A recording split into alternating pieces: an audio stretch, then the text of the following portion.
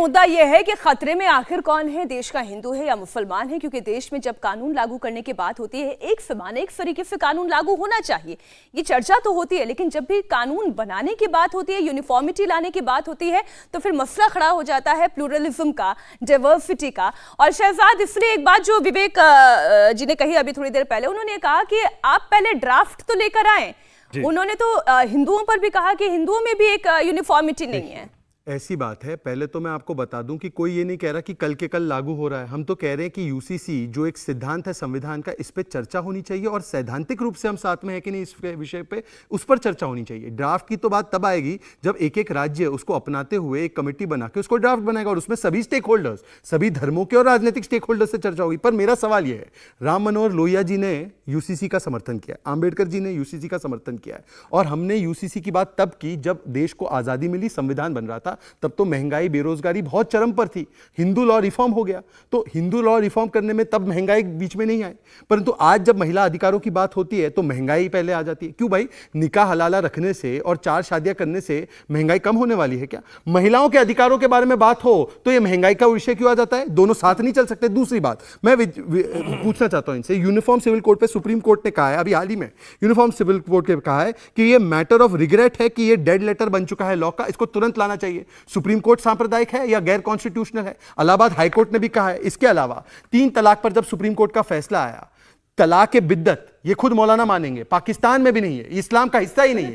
जो खराब है, जो चीज खराब है, जैसे सती प्रथा खराब थी, उसको रिफॉर्म किया गया। किसी हिंदू ने नहीं कहा हिंदू खतरे में आ गया। परंतु जब तलाक के बिद्दत को हटाया गया, सुप्रीम कोर्ट के द्वारा बोला गया कानून लाओ, तो किसने इसका विरोध किया?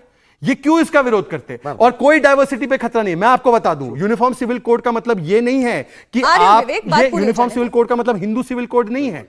हर धर्म की जो भी अच्छाइयां हैं वो होगी। परंतु अगर एक डिवोर्स होता है, मान लीजिए मेरी 3 बेटियां हैं, एक हिंदू से शादी करती है, एक मुसलमान से करती है, एक पारसी से करती है, उसके अधिकार शादी करने पर अलग अलग क्यों होने चाहिए? अगर वो हिंदू से तलाक लेती है, मुस्लिम से तलाक लेती है, तो उसके अधिकार को समान होना चाहिए, नहीं होना चाहिए। यह समानता की बात है, यह अधिकारों की बात है। और ये महिलाओं के साथ खड़े होने का दावा करते हैं, लड़कियों लड़ सकती हूं बात करते हैं, तो लड़कियों के अधिकारों के लिए आप क्यों इसका विरोध करते हैं? ठीक है विवेक, ओनली 10 सेकंड्स, 20 सेकंड्स। ठीक है, पहली चीज ये कि सारा नैरेटिव जो हमारे भारतीय जनता पार्टी के प्रवक्ता ने किया, मेरे माननीय मित्र, इन्होंने सारा का सारा उसमें ऐसे दिखा दिया साहब कि जो मुस्लिम कौम है वो बड़ी बैकवर्ड है, औरतों पे अत्याचार करती है, प्रोग्रेसिव है नहीं, यूनिफाइड सिविल कोड के खिलाफ है।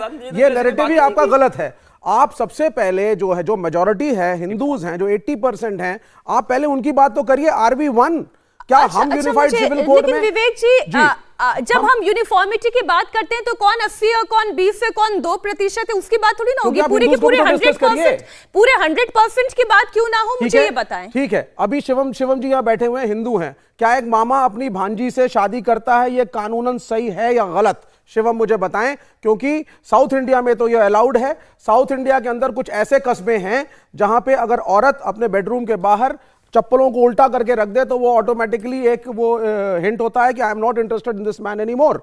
आप बस्तर के ट्राइबल एरियाज में जाएंगे, सो कॉल्ड हिंदूज, उसके अंदर शादी के रीति रिवाज और जो डाइवोर्स के रीति रिवाज अलग हैं। हिमाचल प्रदेश की कुछ ट्राइब्स में ये अलग चीजें हैं। हम हिंदू 32 पॉइंट पे इंक्लूडिंग इनहेरिटेंस आज एक नहीं है। क्या पहले ये अक्यूज करने से पहले माइनॉरिटी कम्युनिटी को, क्या हम majority community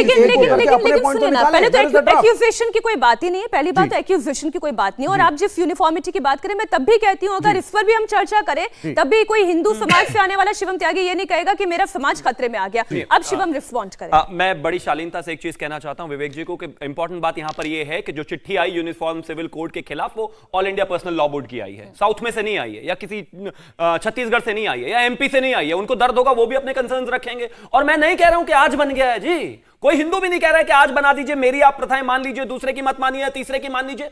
let's discuss, let's debate, उसके बाद जो चीजें निकल कर आएंगी होने दीजिए। पहले से ही डरना क्यों शुरू हो जाते हैं? कहां कहा शहजाद जी ने कि भाई मुस्लिम महिलाएं बैकवर्ड हैं या पीछे हैं, जो भी है, नहीं कहा बिल्कुल भी ऐसा। दिमाग में ना आपने फितूर बनाया हुआ है, पता नहीं विवेक जी जो भी आप हैं। इंपॉर्टेंट बात यहां पर सिर्फ इतनी सी है कि हमें यह समझना है, आप इसको थोड़ा सा आइडियल कॉन्सेप्ट में लेकर जाते हैं।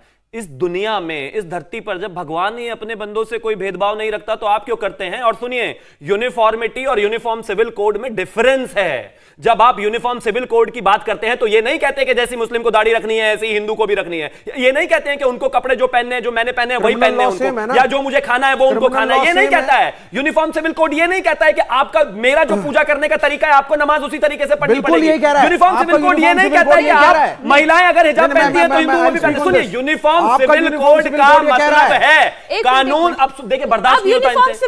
यूनिफॉर्म सिविल कोड एक बहुत महत्वपूर्ण बात है, यूनिफॉर्म सिविल कोड का तो ड्राफ्ट ही नहीं आया। आप तो सुनिए, आपने कहां से पढ़ लिया?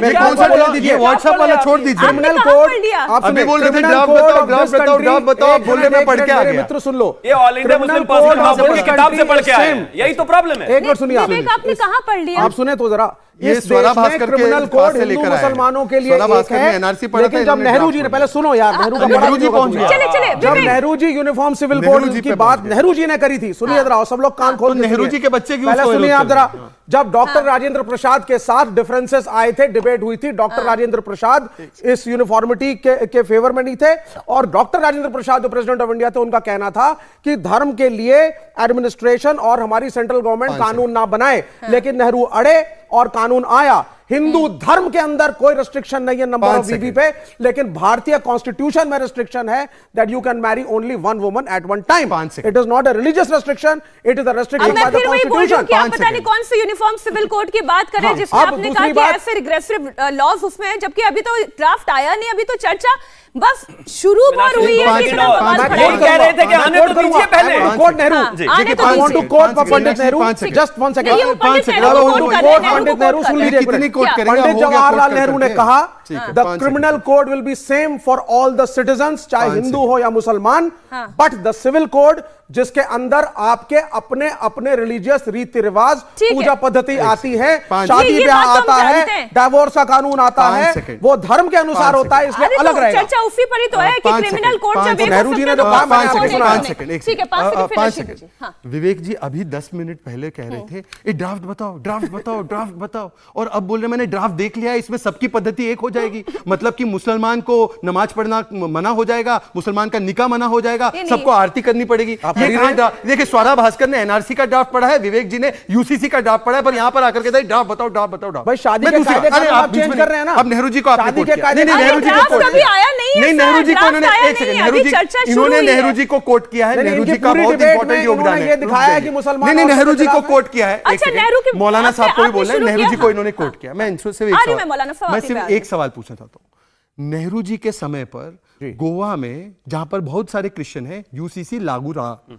आप बता दीजिए कि ये क्रिश्चियंस के खिलाफ था, मुसलमान के खिलाफ था, ये सांप्रदायिक था? एक बार बोल दीजिए। नेहरू जी सांप्रदायिक थे, गैर संवैधानिक थे, बोल दीजिए। आप हमको बोल रहे हो ना, अब इसमें भी बोल दीजिए। ना हिंदुओं को मानने, पर आपने बोला है कि ड्राफ्ट देख लिया आपने। मुस्लिम पर्सनल लॉ बोर्ड सिर्फ रिएक्ट कर रहा है।